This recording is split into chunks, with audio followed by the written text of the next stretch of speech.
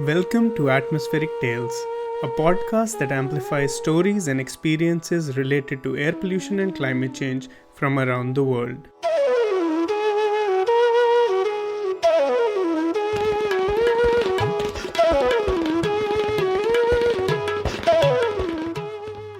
I'm your host Shahzad Ghani, and welcome to another episode of Atmospheric Tales.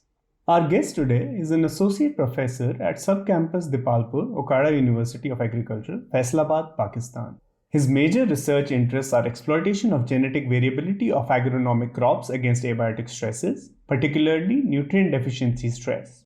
In addition, he is currently working on synthesis and testing of enhanced efficiency fertilizers. He got his PhD in soil fertility and plant nutrition from University of Agriculture, Faisalabad in 2006. Later on, he did his postdoctoral research from School of Plant Biology at University of Western Australia. He is the project lead partner from Pakistan on an international project, South Asia Nitrogen Hub. I'm excited to welcome our guest, Dr. Tariq Aziz. Our interviewer today is Dr. Soumya Singh, who is a postdoctoral researcher at the University of California, Berkeley in the USA. She works on understanding the sources and processes that drive rural and urban air pollution in India. She is particularly interested in understanding the links between agriculture and air pollution. She holds a PhD in environmental sciences from the Jawaharlal Nehru University in New Delhi, where she studied atmospheric abundance and transformation of gaseous reactive nitrogen. She is a former postdoctoral researcher of the University of Toronto in Canada, where she studied the atmospheric surface exchange of reactive nitrogen, mainly ammonia, in agricultural fields to understand the sources and sinks of ammonia after fertilizer applications. She is currently trying to improve the air pollution measurement infrastructure in rural-urban regions in South Asia using low-cost sensors. Welcome to the show, Tariq and Soumya. Thank you, Shahzad, for having me on the show and for the generous introduction, and also thinking about the reactive nitrogen in your Atmospheric Tales podcast. Welcome, Professor Tariq Aziz, and thank you for doing this episode. Thank you, Shahzad and Soumya, for inviting me on this podcast. It's a very interesting podcast. Thank you very much. So reactive nitrogen is considered as double-edged sword. At one hand, this element is a key component for food production and energy production, but also too much of nitrogen, just like any other thing, have bad impacts on our air, water, soil, or in general our surrounding and ecosystem. Human activities have altered the global nitrogen cycle even more than the global carbon cycle. We are here to discuss and learn from your work related to nitrogen, starting with very basic question for our broad audience. Why care about nitrogen? Nitrogen is one of the primary nutrient critical for survival of all living organisms, as you have said in your introduction. Nitrogen is a structural component of various biomolecules like DNA, RNA, chlorophyll, proteins. Thus, we can say that it is a base for life and food production.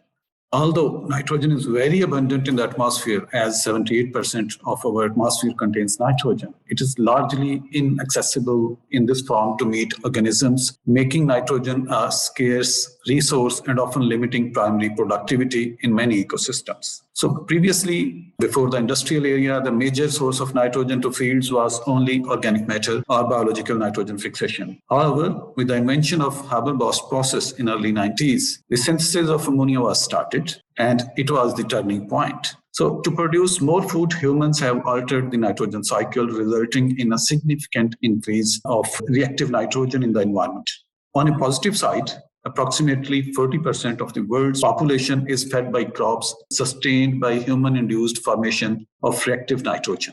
So it is one reason to care about nitrogen, but the use of nitrogen fertilizers has increased from less than 20 million tons in 1960 to more than 100 million tons in 2020. So this is actually the loading of reactive nitrogen to the environment, as nitrogen use efficiency is seriously low. So excess and inefficient use of nitrogen has resulted in nitrogen pollution, which has already crossed planetary boundaries. So the surplus nitrogen from agricultural fields and nitrogen emissions from burning of fossil fuels and traffic and energy production, it causes serious impacts on soil, water, air quality, and it also causes the climate change and loss in biodiversity, in addition to economic loss to the farmers. So in the form of nitrous oxide, a greenhouse gas, nitrogen also contributes to global warming and stratospheric ozone depletion.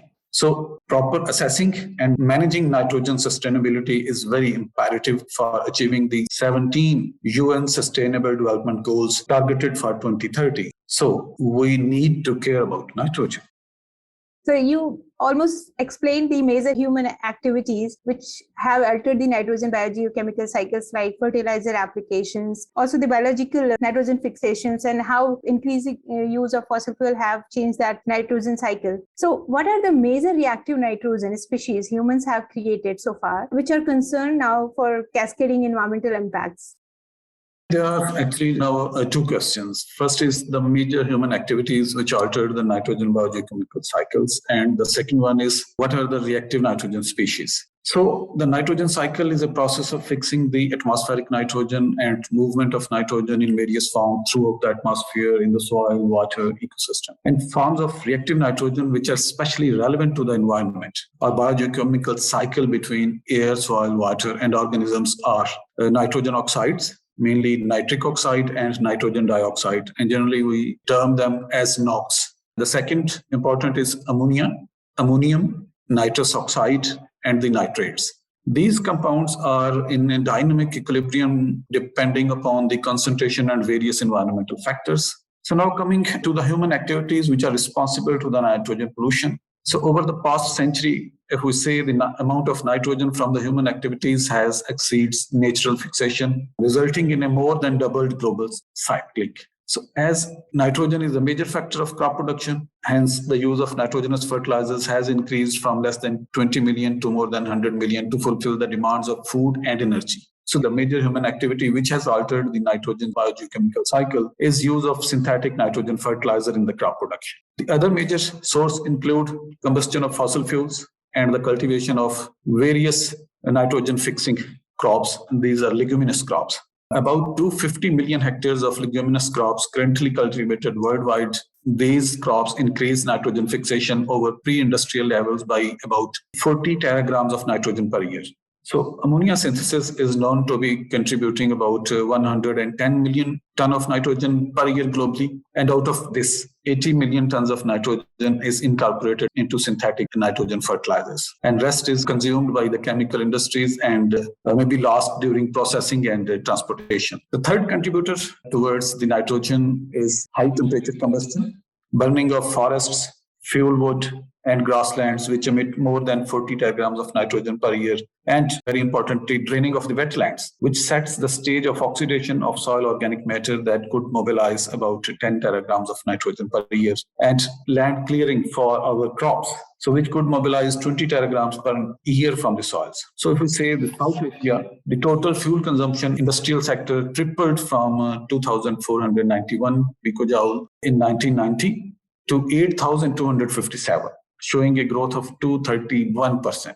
So total N2O emission in South Asia from fuel combustion has increased tremendously. Likewise, with the human population and the food demand, the number of domestic animals have been increased. And roughly the number has been tripled. So this relative increase in number of domestic animals reflects an increase in consumption of animal protein per capita. And in rich countries, per capita animal protein consumption steadily increased throughout the last century as diets changes when income rises. These are the dietary patterns. And animal production system is less efficient when compared to crop production system.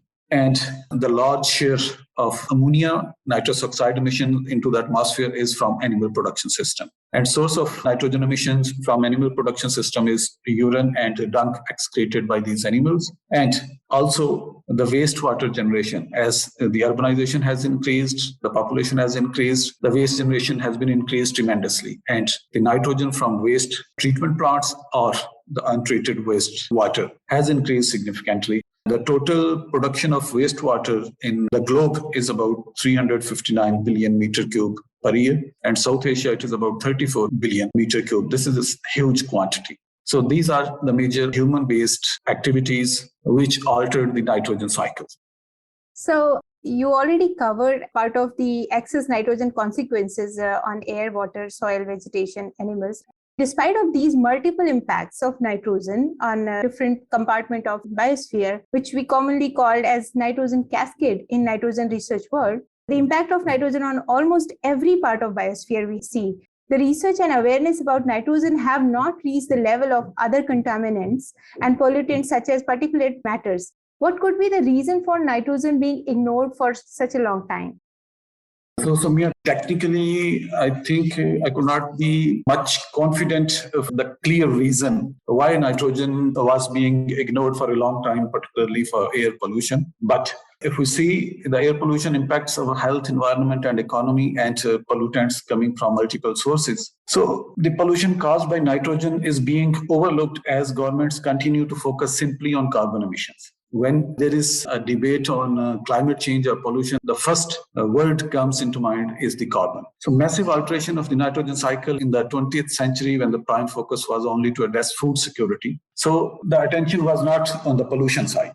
It has already affected the climate, food security, energy security, human and ecosystem health. So in past, scientific community has been assessing the long-term consequences of reactive nitrogen species and many aspects like economic impacts, though these are yet to be addressed. But the human impact on nitrogen cycle has so far been largely missed in international environmental assessments. The need for an international organization to highlight the scientific and the policy aspects of reactive nitrogen was first felt in 1998.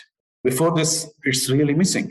So during the first International Nitrogen Conference held in Netherlands, and the idea was crystallized in 2001, very recently, during the second International Nitrogen Conference held in the United States. So later on, nitrogen gained attention of the scientists now, and recently various international nitrogen initiatives have been taken to reduce nitrogen pollution. Still, if we explore the actions on sustainable development goals, we miss nitrogen. There is no action on the nitrogen. However, if we think nitrogen is linked to all of sustainable development goals, but the actions, there is missing of nitrogen. Up to now, USA, Europe, India, and Pakistan have come forward with the published comprehensive assessments of environmental impacts of nitrogen so far. The other reason for this delayed reaction of scientific community may be the reactivity of nitrogen cascade that changes its form in the air, water, and the soil. That is, NO2 can create ground level ozone, then change into nitric acid, enter the soil, leach into the groundwater, causing eutrophication. So therefore, changing nature of the chemical makes it difficult to track. Similarly, the agricultural supply chain is also a leaky pipe, and the reactive nitrogen from these sources is subsequently lost. And these sources correspond approximately to the nitrogen losses, which are interlinked and hard to track at every stage of production. So one reason may be this one, the nature of nitrogen processes, nitrogen transformations. The other reason may be its direct role in food productivity, and much of the research was targeted in the past to improve its use efficiency in agriculture, rather to study its impact on environment and air quality. Now, the scientists have taken nitrogen pollution seriously, and various international groups are working towards sustainable nitrogen management like INMS and SANH. Global nitrogen assessment will be available in 2023. That's great to know that we have started focusing on reactive nitrogen cycle as well after giving much more importance to carbon cycle and then other pollutant. And now we have realized the importance of understanding the nitrogen cycle. So as you're also leading the nitrogen project from Pakistan, I would like to ask a few questions in context to South Asia. As we know, air pollution is a major concern in South Asia. What often gets missed, however, is that nitrogen pollution plays a major role in air pollution crisis. Can you tell us about nitrogen pollution in the South Asia and its major source and drivers? Very interesting question, Soumya. So, as it is very clear that with an increase in demand for energy, motorization, and industrial and the agricultural products, air pollution from anthropogenic emissions is becoming a serious problem in South Asia. And often missed is how nitrogen pollution plays a major role in the air pollution. So, first, I will briefly explain how nitrogen is linked with the air pollution, and then I will discuss some nitrogen pollution in South Asia and the various sources or drivers. So the chemistry of nitrogen in the atmosphere is very complex. Reaction of NOx contribute to secondary particulates, and these are important contributors to the formation of smoke and the ground level ozone, which are very common in Pakistan, in the city of Lahore or Karachi, and in India, it's very common in Delhi or maybe in Bombay. So the high concentration of NOx, which are common in urban areas with their high car populations, because these are generally emitted through fuel combustion in the transport, they can produce low-lying ozone as well, which in turn cause or worsen asthma, cough, reactive airway disease, respiratory tract inflammation, and chronic respiratory diseases. So high level of NOx can also worsen viral infections such as the common cold.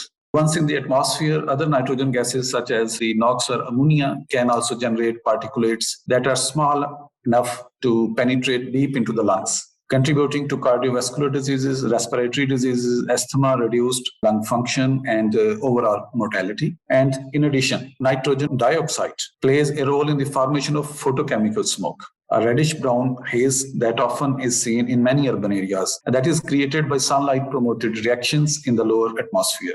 And further, the NOx and other pollutants react in the air to form compounds, which is this nitric acid, that contribute to acid deposition, which can damage forests and cause lakes and streams to acidify. So this is how nitrogen is related to air pollution. Coming to the South Asia, it is one of the most populous and fast-growing region in the world. With less than 5% of world landmass, 14% of global arable land, and 2.73% of the world's forest area, and 4% of the world's coastline. It supports over 25% of the world's population, or over 45% of the Asia's population. So huge population pressure on the ecosystem. South Asia is one of the global hotspot for reactive nitrogen pollution, in that NOx, dinitrogen gas, and ammonia are causing air pollution, and nitrates are causing water pollution. The agriculture and livestock are the major contributors to ammonia and dinitrogen gas pollution in the year, and sewage is the fast growing as a major contributor. So nitrogen oxides, NOx emissions from South Asia makes up a major proportion of the global emissions. In all of the South Asian countries, NOx emissions have been rising rapidly, approximately doubling since 2000, with a 107% increase observed in 2015 as compared to 2000. So in just 15 years, the NOx production or NOx emission has increased more than 100%. The electricity and heat production, road transport, manufacturing industries, and construction are the largest drivers of the NOx pollution in the South Asia. And coming to the countries, India as the major contributor to NOx emission in the region, but if we say on the per capita basis, Maldives, Bhutan, and Sri Lanka show higher figures. The greatest relative increase in NOx emissions were observed in Afghanistan, Bangladesh, and Maldives. And if we look on the nitrous oxide emissions from South Asia, it also makes up the major proportion of the global emissions. About 36% increase in nitrous oxide emissions was observed in the whole South Asia region during 15 years from 2000 to 2015. And again, the India being the main country in the South Asia was the major contributor to the nitrous oxide emissions in the region. But as with the NOx on a per capita basis, if you look, Nepal, Pakistan, and Bhutan show higher figures as well. The main estimated source of nitrous oxide emission in South Asia are directly from managed soils, means agriculture, indirect emissions from managed soils, and indirect emissions from the atmospheric deposition of nitrogen in the form of NOx or ammonia. So Maldives show different patterns of the emission sector contributions from the rest of South Asia because agriculture plays a very small part in its economy. And if we look on the country level, the nitrous oxide emission followed the order of India, then Pakistan, Bangladesh, and Nepal. If we see the nitrous oxide emissions in South Asia from fuel combustion only, it varied from 24 to 61 gigagrams of nitrogen per year during 1960 to 2018, exhibiting a net gain of 146% in time. And lastly, if we look on the ammonia emissions, they are directly linked with the fertilizer application and livestock manures, with South Asia being a global hotspot. And India, again, the major contributor to ammonia emission in the region. On a per capita basis, Bhutan, Nepal, Pakistan have higher emissions, and Maldives, with limited agricultural sector, has much lower levels. So there was a 36% increase in ammonia emission in South Asia region from 2000 to 2015, just 15 years. So highest increase in ammonia emission were in Afghanistan, Pakistan, and Maldives, with the lowest increase in Sri Lanka. And again, the major source is agriculture in the South Asia, except in Maldives and Bhutan, where consumption of biomass and fossil fuels in the residential and the commercial or institutional settings is the major estimated source. That's a really detailed answer, Professor Tariq. And I think we are learning so much about reactive nitrogen and its environmental impact. You already explained so well. These facts about increase in the reactive nitrogen emissions, and particularly I can talk about ammonia, I think we really don't know exactly how much ammonia has been increased, exact number, because of the measurement. We don't have a good number of measurement to really say that. But yes, we have a rough estimate about that. And again, just like carbon, if we think about the per capita emissions, there will be different order of emissions from different country and across the world. Talking about carbon, I also wanted to ask the next question that do you think the excess nitrogen also have some linkage to climate change? Please explain in South Asia context. The simple answer to this question is yes. Nitrogen has direct linkage to the climate change. But often when you hear the word climate change, we just think about carbon.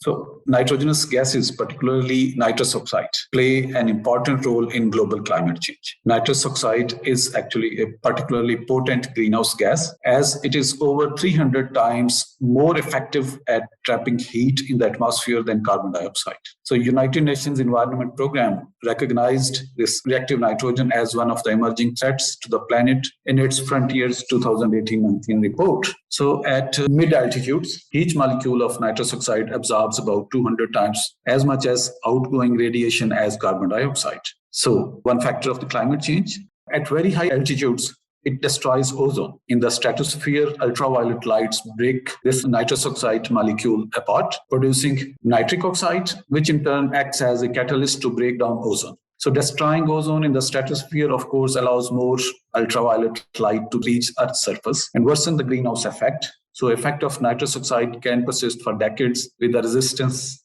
time of 120 years in the atmosphere. And if we look on the South Asia context, it is one of the most vulnerable regions to the climate change. Its people are living through a new climate normal, where intensifying heat waves, cyclones, droughts, and floods are testing the limits of governments, business, and the citizens to adapt. So rising global temperatures and changing weather patterns have put forth the future of millions of children living in the climate vulnerable areas in South Asia at constant risk. Regarding the nitrogen pollution and its role in climate change in South Asia, as nitrous oxide is the major factor for climate change. South Asia is a hotspot for nitrous oxide emission, and it makes up the major portion of the global emission, as I discussed previously. So nitrous oxide emissions in South Asia has increased by more than 100% from 1990 to 2017, mainly because of increased fertilizer consumption. And 36% increase was observed in the whole South Asia region in just 15 years. So main estimated source of nitrous oxide emissions is from agriculture.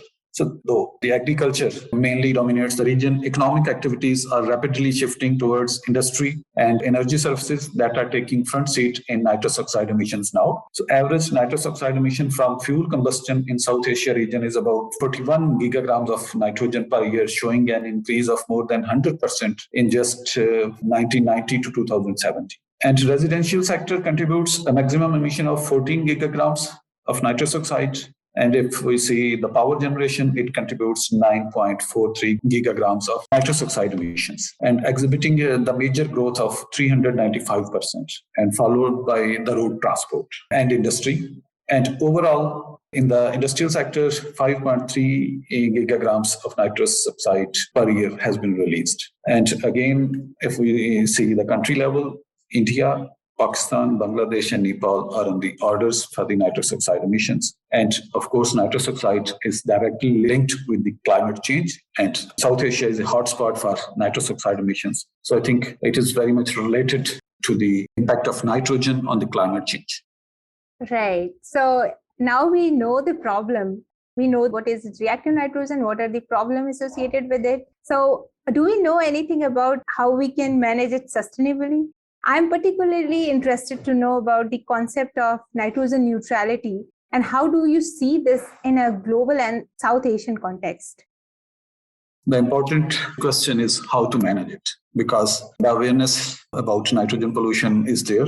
Governments and various scientists, organizations are working to spread awareness on nitrogen pollution. But now the question is how to manage it. The goal of nitrogen neutrality is for an entity to achieve zero net reactive nitrogen release into the environment. It is complex, as it is both an essential input to guarantee agricultural production, yet it contributes to a cascade of negative effects through avoidable or unavoidable losses to the environment. So we cannot say that we will be nitrogen neutral, but we will try to decrease the losses, to sustain our environment. So different metrics can be used to quantify the release of reactive nitrogen to the environment depending on the choices made with regard to the flows that are considered. Nitrogen flows after consumption, nitrogen emissions from the land use change, nitrogen emissions from the soils. So the concept of nitrogen footprints is very relevant, which is recently been proposed as a communication tool. So nitrogen footprint is defined as the total amount of nitrogen released to the environment as a result of an entity's consumption patterns. And estimates of nitrogen footprints for a number of countries are now available or being developed. So this is a good sign that we are working on it. So neutrality describes a way to compensate the nitrogen footprint that could not be reduced by any of the mitigation measures. As this concept is relatively new to nitrogen footprints, which have been largely calculated for the various countries, but neutrality of nitrogen is an effective tool. It offers an opportunity for South Asian region where food waste on various events like religious events, crop residue burning are the leading nitrogen sources, and nitrogen losses can be quantified and compensated. So if South Asian countries adopt the nitrogen neutrality and allows the compensation of these reactive nitrogen releases, and the region can encompass a reduction of nitrogen loss leading to sustainable food, energy, and land resources. The question is, what can be done? The first, decrease the release of reactive nitrogen into the environment. It may be done by reducing overconsumption of food and reducing food waste and minimizing the energy consumption and choosing sustainable source of energy in food. And then to contribute to a measured compensation of the remaining nitrogen release by a measured reduction of release elsewhere to balance the remaining releases and increase sustainability in the production of food where sustainable land management is not yet achieved. So these measures can be done. And sustainable land management with respect to nitrogen neutrality is a farming system which minimizes the ecological footprint of farming products, inclusive of the carbon footprints, nitrogen footprints, water footprints. And it keeps the farmland in good environmental conditions. It satisfies human food needs and enables the farm workers and their families to decent living standards. So we should go on sustainable land management. There are measures to decouple the availability of food and energy from environmental threats linked to release of reactive nitrogen include improved full chain nitrogen use efficiency. So potential intervention points occur at all stages of the supply chain from crop and the animal production over food supply to the consumer. So also efficiency can be improved by reducing and or reusing biomass streams in the form of manure, food waste, and sewage.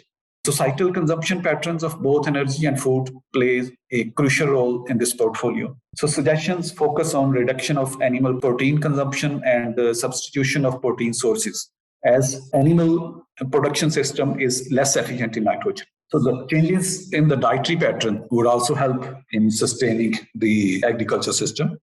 So at the same time, the tools are being developed to communicate to consumers the connection between high nitrogen use in agriculture and the consumption or the wastage of large quantities of protein-rich products, and sensible utilization of the fertilizer or reducing the fertilizer by improving nitrogen use efficiency.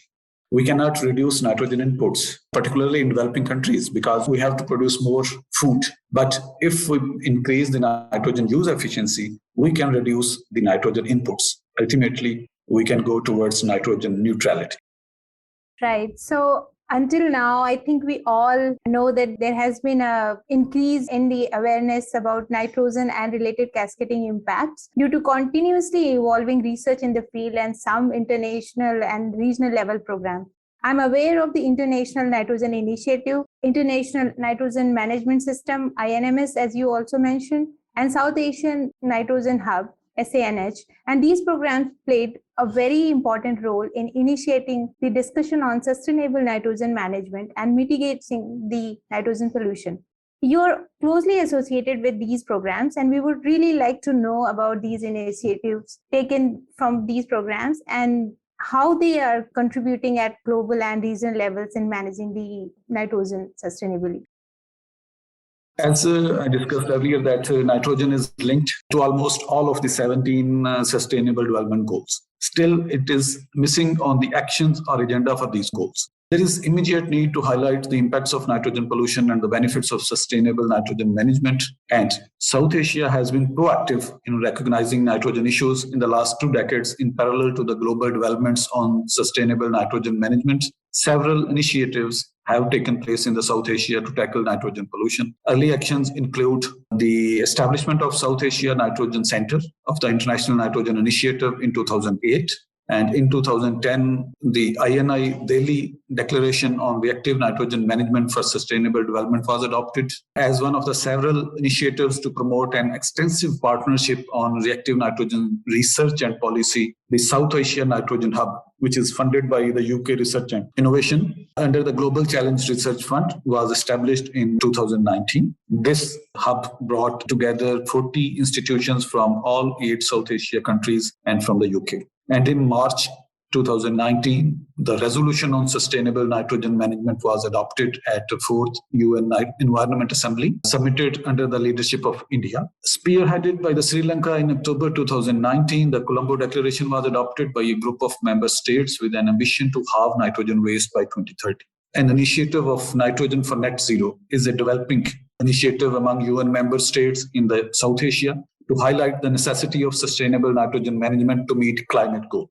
And on this World Environment Day 2021, a webinar was conducted, hosted by Government of Pakistan, my university, University of Agriculture, Faisalabad, and United Nations Environment Program, with SANH, INMS, and INI on board. About 800 participants around the globe participated in the webinar, and the Deputy Executive Director of the UNEP also shared her message highlighting the importance of sustainable nitrogen management for ecosystem restoration, as the theme for World Environment Day was ecosystem restoration. So recently, the United Nations Environment Assembly 5 in 2021 has also adopted a resolution on sustainable nitrogen management. And these programs, these initiatives, which are being taken by these different groups, are consistently highlighting the growing importance of reactive nitrogen through scientific collaborations, science dissemination, policy messages, and stakeholder engagement with the governments, the United Nations, the civil society, and the fertilizer industry. There is adequate scientific capacity in the region, in the South Asian region particularly, to support evidence-based policy interventions. And if necessary, the INI, INMS, and the other such initiatives can supplement it with their international scientific expertise to realize the full potential for South Asian leadership towards sustainable nitrogen management, both regionally and globally. So similarly, on December 18, 2020, the Convention of Long-Range Transboundary Air Pollution has adopted a guidance document on integrated sustainable nitrogen management.